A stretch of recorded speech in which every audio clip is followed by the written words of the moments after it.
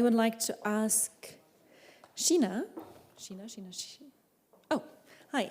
Sheena to come on stage now for our next panel, the Netzwerk F panel on feminist foreign policy in Germany. We will have until 4:30 for this panel, and you're going to introduce the rest of the panelists, right? Thank you.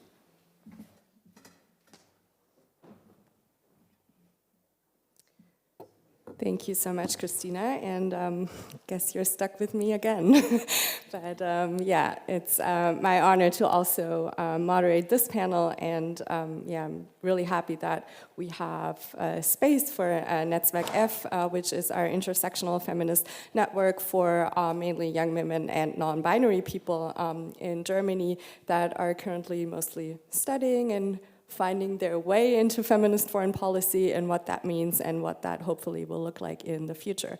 So I would now like to ask two of our mentees, Mediha and Yasmina, on stage, who will guide us through this panel, and then we will also have Sawsan Chebli, who is one of our Netzwerk F patrons, and we will also introduce her more in a second, and then Kristina, myself, and Lyric Thompson will be on this panel, and yeah, enjoy.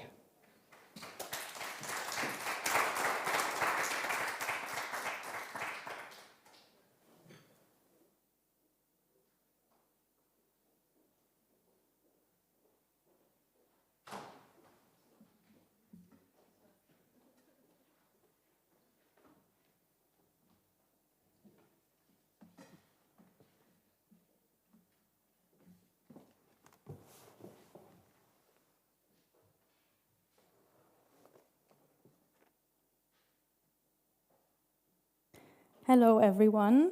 My name is Yasmina Alaoui. I'm a Netzwerk F mentee, and together with my co-mentee, Mediha Inan, I have the honor of introducing this amazing panel, a discussion on feminist foreign policy in Germany, presented by Netzwerk F. You are probably wondering now, what is this mysterious network all about? Netzwerk F is CFFP's intersectional feminist network for politically active women and non-binary people. It was founded last year, and it aims at dismantling discriminating structures and promoting marginalized people in German foreign policy. Netzwerk F is a community and a knowledge hub at the same time. It offers a mentoring program of experienced activists, political mentors, political actors and change makers, we call them mentors or patrons, for future politicians, the mentees. The network also offers a platform for exchange and a variety of events to learn and connect. At the heart of Netzwerk F lies the premise that feminism must always be thought holistically and intersectionally, because all systems of oppression, such as sexism, racism, classism, ableism, homophobia, and transphobia are interrelated. Intersectional networks are important because marginalized people need a safe space for exchange and empowerment. Netzwerk F offers exactly this space and encourages people like us to raise our voices and take up the space in politics we deserve. Netzwerk F now consists of 80 wonderful mentees and 11 amazing patrons. We will continue to grow, build alliances with similar networks and initiatives, and shape political debate in Germany from an intersectional perspective. Netzwerk F has already given me so much. As a woman of color who wants to become more politically active, it is extremely valuable to be part of a community with like-minded people, people who share similar experiences of discrimination. It gives you a sense of belonging, and it shows you you are not alone. We are in this together, and together we will make our voices heard and shed light on the inequalities that still persist in our patriarchal system. Mediha, maybe you want to share how Netzwerk F has helped you so far on a personal, political, and professional level. Thanks, Yasmina. So I graduated last September, and I guess, me giving this speech about feminism actually says a lot about what it gave to me, because that is my very first speech before in front of such an audience. So yeah, I probably will remember this forever.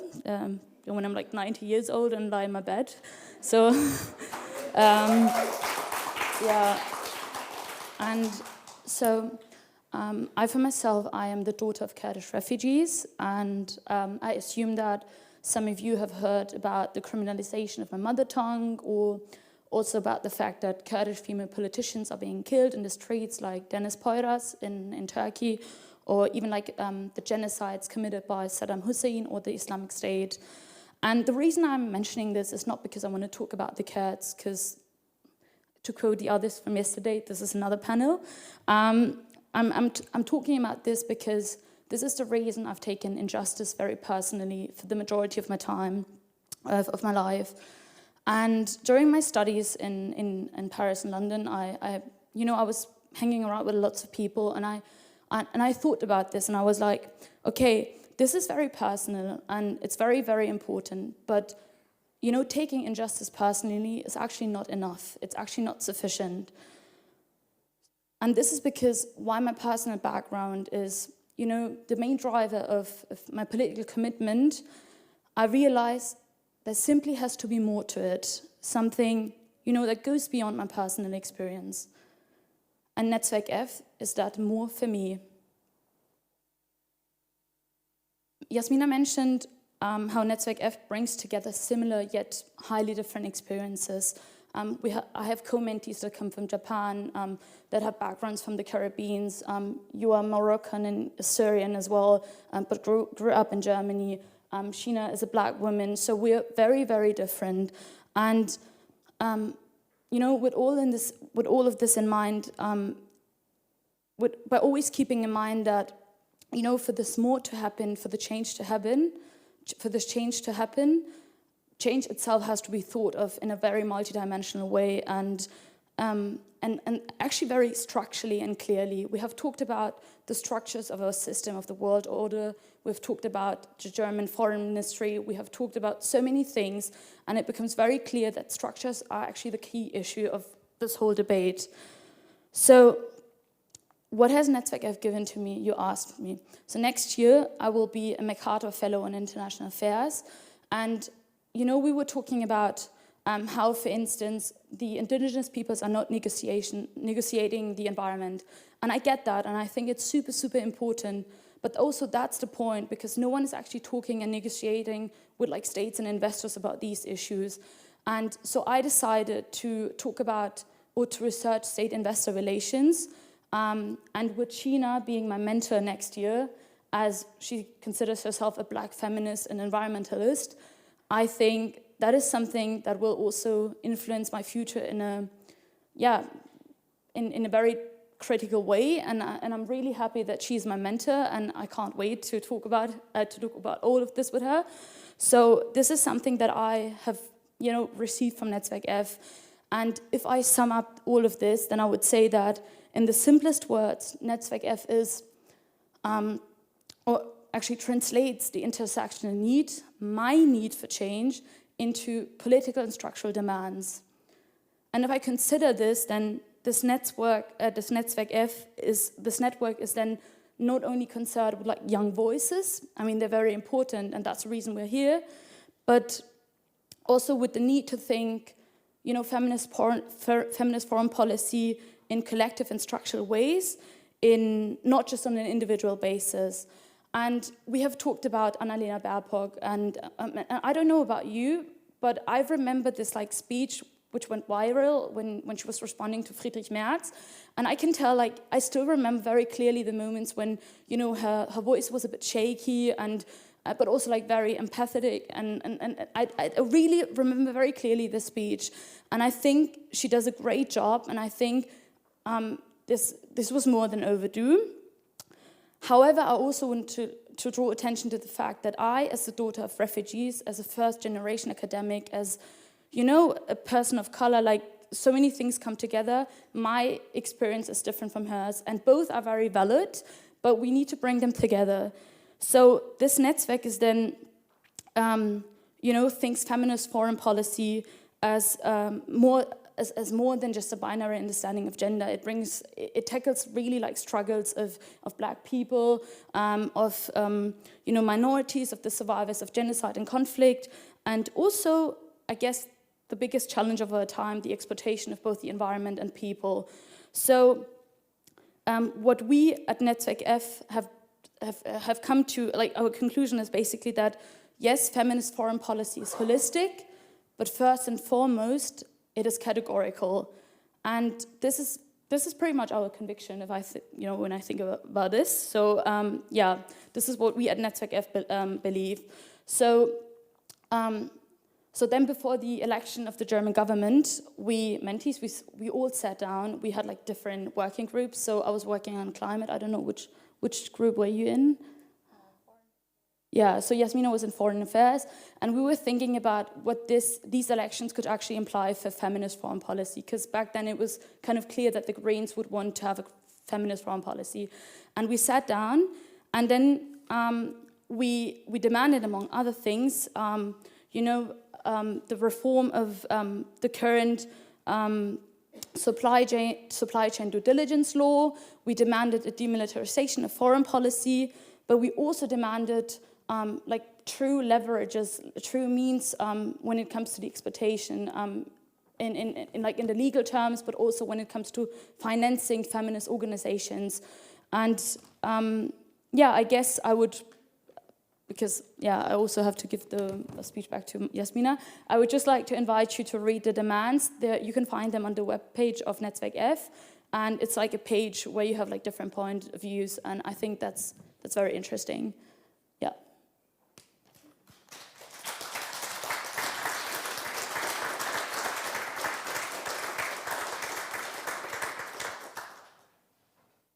Now I have the pleasure to introduce you to our speakers, Sawsan Chebli, Kristina Lunz, and Lyric Thompson, and our moderator, Sheena Anderson. Sawsan is not only a Netzwerk F patron, but also CFFP's newest advisory council member.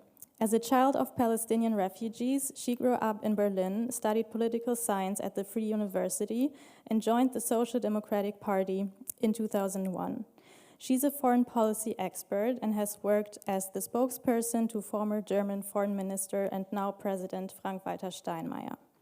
From 2016 until 2021, she served as Berlin's delegate to the Federation, Permanent Secretary for Active Citizenship, Democracy Support, and International Relations. She actively participates in many high-profile think tanks. For example, she was a member of the Kerber Foundation's Foreign Policy Network and a young leader of the Munich Security Conference. And she also co-founded the Young Professional Chapter at the German Council on Foreign Relations. Thank you so much for being with us today, Sawsan.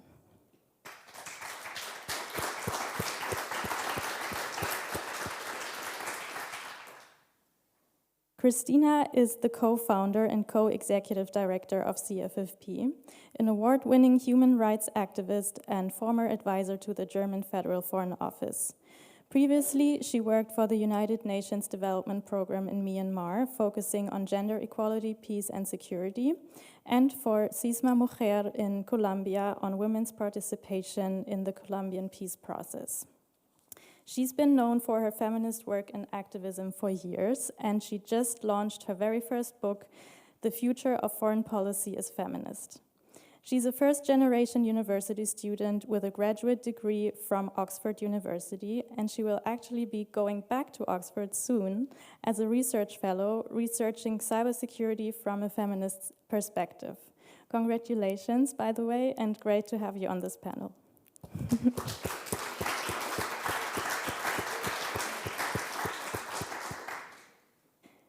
Lyric is a senior director of policy and advocacy at the International Center for Research on Women. She leads the institution's formulation of evidence-based policy recommendations and oversees ICRW's advocacy efforts with the US government and internationally. She's also an adjunct professor at the George Washington University, where she teaches a graduate-level course on women's rights advocacy. We already had the pleasure to listen to her yesterday, so thank you very much for joining us again today.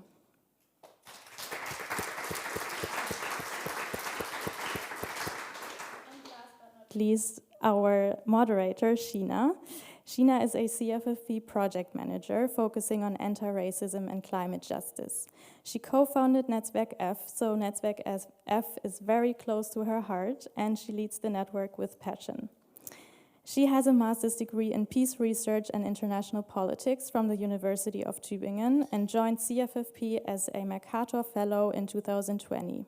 Previously, she worked for the Center for Political Education Baden-Württemberg and gained years of experience as an anti-bias trainer and freelancer in political education, providing seminars on anti-racism and the prevention of right-wing extremism.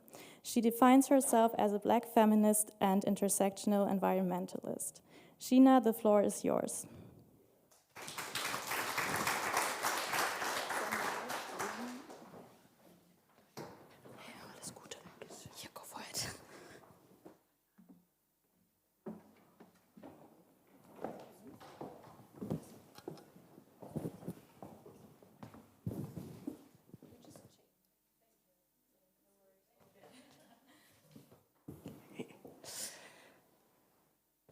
Now that I'm not crying anymore, out of pride. Yeah, thank you to the both of you also for sharing personal experiences. I will get rid of this. Yeah, introducing Netzwerk F and also giving an insight what, I'm not sure if I can already say the next generation of feminist foreign policy experts, but what it actually means now that we talk about feminist foreign policy in universities and online, what it means for young people that are studying these subjects and that care about this topic, yeah, what that means, but also thank you for pointing out that we all have very different backgrounds and make very different experiences everywhere, and also here in Germany. And yeah, that it's just not all the same, but we need to value all of these experiences. So thank you so much. And yeah, thank you for being here. And I would start with you, Sawsan, as our Netzwerk F patron, as Yasmina already introduced. And if you could maybe, I have a three-part question for you, but if you could elaborate on why is your participation and your work with Netzwerk F so important, and why do you think it's important that we have such networks, specifically in Germany, but then also with a connection to feminist foreign policy?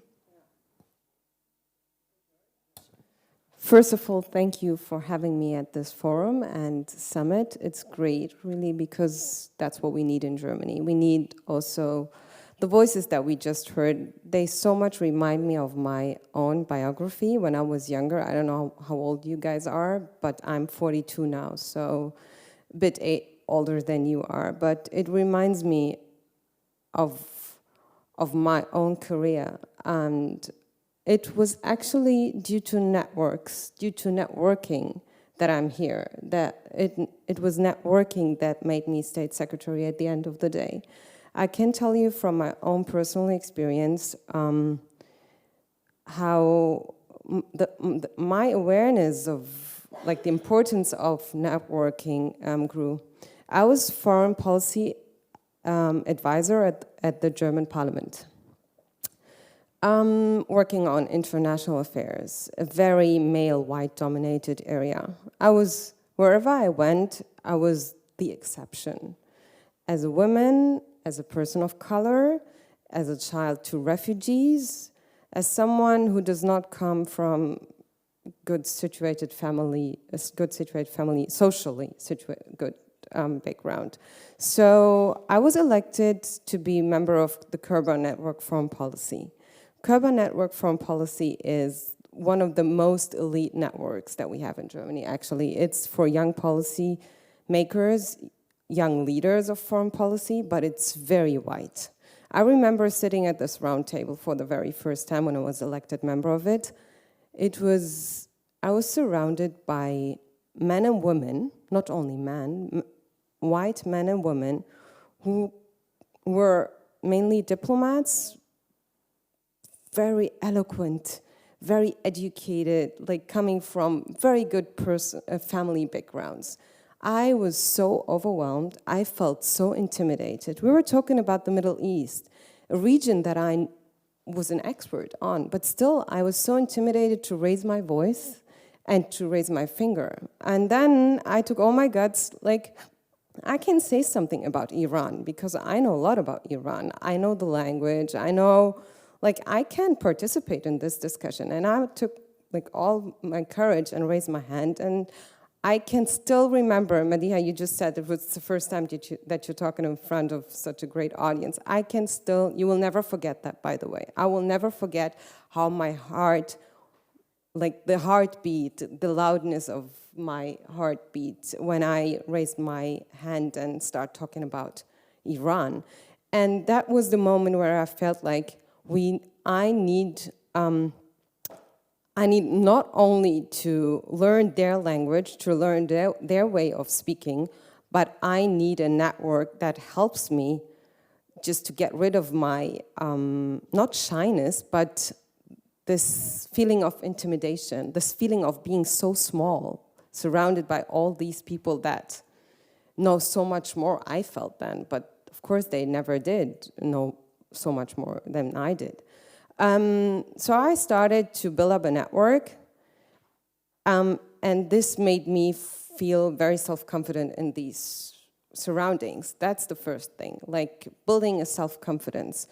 But my network was still very male-dominated and was very white. Why? Because I never believed in women's solidarity. I never felt supported by women, and I never was supported by women. It was mainly men who supported me. It was mainly white men who brought me to where I am. And actually, I was even fought by women, and I was fought by POC women. Because it's always like when there was a position, all of us wanted this position. So it was only either them or me. So there was no collaboration, there was no alliances, there was nothing like I would have called support. So I didn't want to have anything to do with these networks. Like women networks, women solidarity, I never believed in. But then I had a sexist incident that I spoke of openly. I published it, I posted it on Facebook. It was not the first time that I experienced sexism, but it was the first time that I openly spoke about it. And it was mainly POC feminists and also white feminists who supported me. That was the time that I felt, wow, Sawsan, it was very easy to say, oh, you're not a feminist, you don't want anything to do with them because feminism is white. But it was the first time I felt the support of them.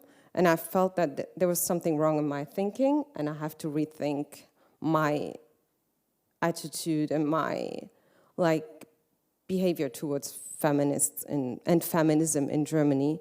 And I started to build a network to support women of color, but also white women, in order to advance in their life. And I'm a mentor in different networks, not only Network F, but different other networks, because it was very difficult for me to get where I am, and I don't want other girls and women and POC people to experience the same difficulties, because the structural discrimination is still there.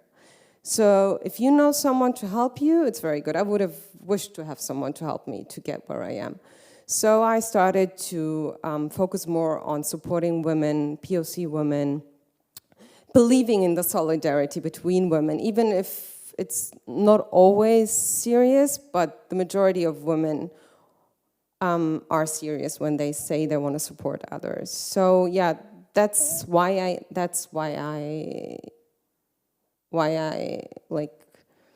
I feel that Network F is so important, and we need more Network Fs in Germany in order not only to overcome the structural discrimination that we have, but in order to make women's lives easier in Germany who have a difficult family background, to not have them struggle the way that I did 20 years ago. Thank you so much, and yeah, thank you also for this very personal experiences. But yeah, I know that me personally and all of us at CFFP and all the mentees value you and your expertise so much, and it's already given everyone at CFFP and at Netzwerk F so much, and also just showing the mentees that it's about solidarity and that we don't have to struggle with certain issues alone, but there's actually people out there making similar experiences, and you know, it doesn't always have to be a panel like this or a talk like this. Sometimes it's just enough if someone says, you know what, I also saw it, or I also experienced that, I know what you're going through, and that can be enough, but to already have that. So yeah, thank you so much. And I would go over to Kristina. If you could maybe now connect to what Sawsan said and what we already talked about, and also Mediha and Yasmina said, to this broader discourse in Germany, now that we have a feminist foreign policy in the coalition deal, and we already had Foreign Minister Baerbock talk about it. What has happened so far? Where are we currently with this feminist foreign policy, and where do we want to go from there? Thank you, Sheena. Thank you for having me on the panel, Sheena. Anytime. And thank you immensely to both of you for sharing your experiences. What I thought immediately when I heard you speak, because I did not know what you would share, was that this is exactly why feminist grassroots organizations need funding, a lot of funding to precisely do this work. The fact is that whilst over the past couple of years international funding for gender equality has increased, the latest OECD figures show that only 1% of all international gender equality funding goes to feminist grassroots organizations, like we are feminist grassroots organization. And if there's literally no money coming, I mean, Ray mentioned it before, right? Sometimes we expect to solve all problems, but we have no budget. Then you cannot do this work. And we were really lucky that we received a grant to build Netzwerk F, and these are the results. And I am more than proud and happy about this. And you made me tear up before, and I'm so grateful for your work. And in this context, I would like to address feminist foreign policy in Germany, also based on what you just said, Sawsan, your experiences, because we talk a lot about feminist foreign policy. We have been today. I've been giving many interviews on it in Germany as well. And there's lots to criticize. I mean, there's lots to criticize everywhere in the world, because the status quo of foreign policy everywhere is patriarchal, because our societies are, right? So dismantling it in every area is necessary. And we've heard already many demands today, also towards Germany, when it comes to disarmament, climate justice. We'll hear more in a bit about decolonizing foreign policy. There's lots to criticize. But I would like to actually use the 3 more minutes that I have now to say how hugely impressed I am by not only Annalena Baerbock personally, but by the Foreign Office. We never expected a feminist revolution. I mean, how, right? The structures are hundreds of years old. The minister and new government are in place for 4 months. But also based on the solidarity between women, what you just mentioned, Sawsan, we have seen how Annalena Baerbock as a person has been attacked massively during the election period, and still is. Like, whatever she does, it will be judged 100 times more than whatever her male minister colleagues do. And whatever she does, we look at so much more critically, also because she's the first woman in a 151-year history of the Foreign Office, right? So I am impressed by how, when she went to Egypt early